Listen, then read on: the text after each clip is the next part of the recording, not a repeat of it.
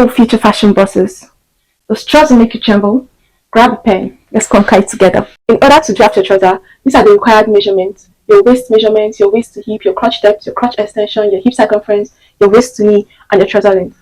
In case you're asking me, how did I get my crotch depth and my crotch extension? It's in the last video I posted. Go check it out. Now let's get to the drafting in full. You'll be working with a lot of fabric, maybe like 6 years, 2 years, and you're wondering, oh my god, what do I do with this fabric? The first step is to determine the amount of fabric to put on fold. How do we do that? To determine the amount of fabric to put on fold, you're going to divide your hip measurement by 4. Then you add the 2 inches that we got as our crotch extension. If your crotch extension is 2.5, you add 2.5 inches. So after we divide our hip by 4, you add your crotch extension and then you add 1 extra inches. This 1 extra inches here is for seam allowance. For me, my hip measurement is 40 inches. By the time we divide 40 by 4, we have 10. And then we'll add 2 extra inches. That 2 inches is our crotch extension. It might be 2.5 for you, it might be 1.5 for you, depending on your hip circumference. So divide our hip by 4, add our crotch extension for me, which is 2, and then add my 1 inches. This 1 inches is for seam allowance. At the end of the day, I have 10 plus 2 plus 1, that makes it 13. That means we'll be folding our fabric into 13 inches. The second step is to place all our vertical measurements. Don't tell me you don't know we have 2 types of measurements: vertical measurements and horizontal measurements.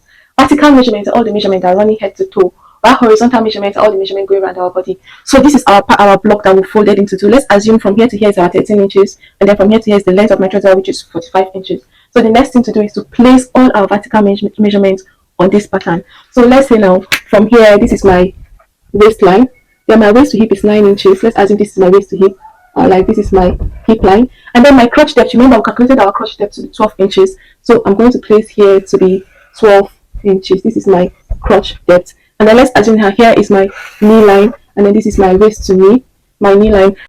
Remember, when we're calculating the amount of fabric to put on fold, we divided our hip by 4, we added our crotch extension, added 1 extra inches for seam allowance. Now is the time to put that 1 extra inches. On this block, from here now, we're going to keep 1 inches aside. This 1 inches is the 1 inches seam allowance that we want our front piece to have. The third step is to take our horizontal measurements and place them into this pattern.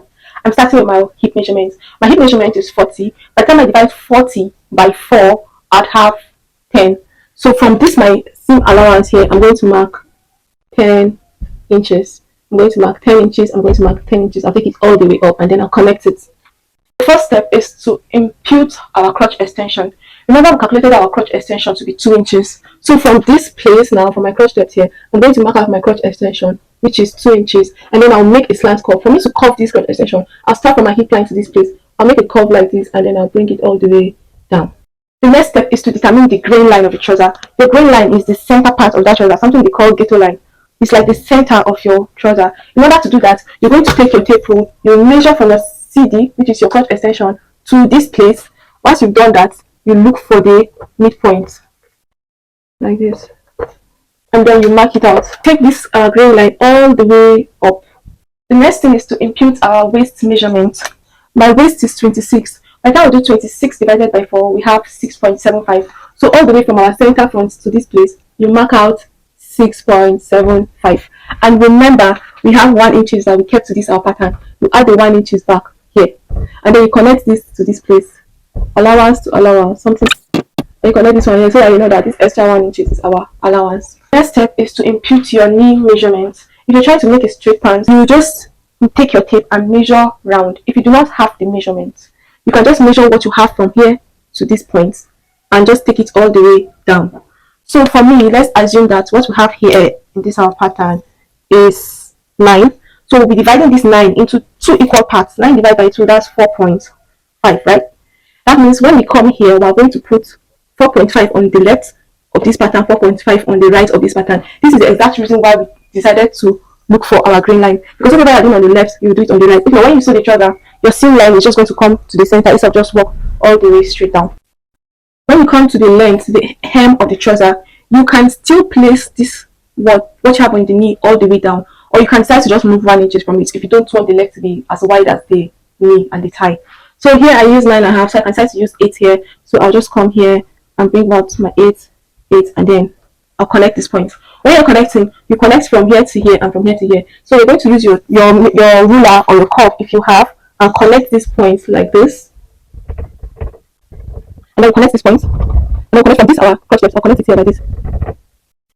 In order to make it clear, let's don't be confused. I'll be using the green marker to represent our seam allowance. So I'll clean this line and replace it with a green marker. So for the waist, I've added our 1 inches allowance. On my new line here, I'm going to come and add the 1 inches allowance. I'll add it here, and then from here like this, I'll connect our allowances all the way down. So you can see the green line represents our seam allowances. And with this, we're done with extracting our front piece. Once you're able to jab to this point, you do not have a problem.